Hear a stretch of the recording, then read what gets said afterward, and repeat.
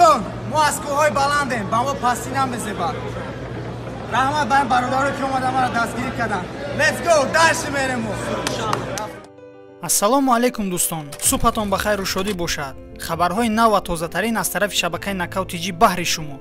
Дар ягон ҷо ба ҳузур ишта лайка нокаут кунед, мо боша видеоролика сар мекунем. Рафтем. соҳиби ташкилоти Eagle FC, чемпиони пешинаи вазни сабуки UFC, Ҳабиб Нурмагомедов оиди чемпиони вазни миёнаи ташкилоти Eagle FC, Фаридун бо лақаби Терминатор фикроша баён кард. Ҳабиб Нурмагомедов дар мусоҳиба оиди Фаридун чунин гуфт: Фаридун Одилов имконияти истора шудан дар Федератсияи Русияро дорад. Бисёр нафарон Фаридунро баҳогузорӣ намекунанд.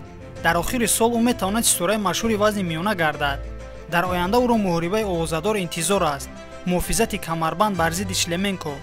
дар ҳоли муҳофизати муваффақ мо бо AMC Fight Night турнир ташкил мекунем, ки дар он Фаридун Одилов бо Минеф набард мекунад. хуб дӯстон, ман дар ин бора чӣ гуфтаниям? ба Фаридун Одилов дар муҳорибаи муҳофизати камарбанд бо Шлеменко ғалабаи дурахшон ва бо сари баланд аз даруни октагон баромаданро орзумандам. шумо дар ин бора чӣ фикр доред? дар ин муҳориба кӣ ғолиб мешавад? Фаридун ё Шлеменко? ҷавобтона ҳатман дар комментария нависем. мо боша мегузарем ба хабари дигар.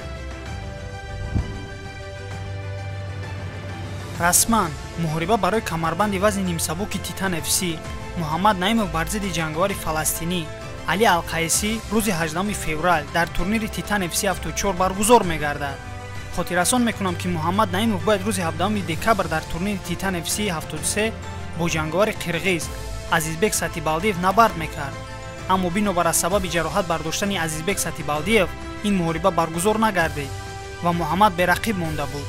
рекорди касбии Муҳаммад Наимов 6 ғалаба 2 бохт мебошад. дар корномаи варзишии худ Муҳаммад ягон мусовӣ надорад. охирон муҳорибаи худашро дар турнири Титан FC 72 бо Андрес Понс муҳориба карда бо усули буғӣ кардан ғалабаро ба даст оварда буд. рекорди касбии рақиби Муҳаммад Али Алқайсӣ 11 ғалаба 5 бохт мебошад. Али Алқайсӣ охирон набарди худашро дар турнири UAE Warrior 24 рӯзи 29 октябри соли 2021 бар зидди До Ҷимлӣ баргузор кардааст ва бо қарори яковозаи доварон ғалабаро ба даст овардааст. ба хилмани тоҷик Муҳаммад Наимов омодагии хуби беосеб ва дар набард ғалабаи дурахшонро орзумандам. дар зери ҳамин видео Муҳаммадро дастгирӣ карданро фаромӯш насозед. агар то ҳол ба шабакаи мо обуна нашуда бошед, ҳатман обуна шавед, чунки ҳама вақт хабарҳои навро мо пешкаши шумо мегардонем. то видеоролики навбатӣ, хонаободу сарбаланд бошед. даст мушако даст да некафатанда душмани тоҷик удара қапатанда ҳаракат ба пеш қати команда ҷони мадахеш ҷонам амватанда парчами тоҷики боло и сарда и фахре ма бародарам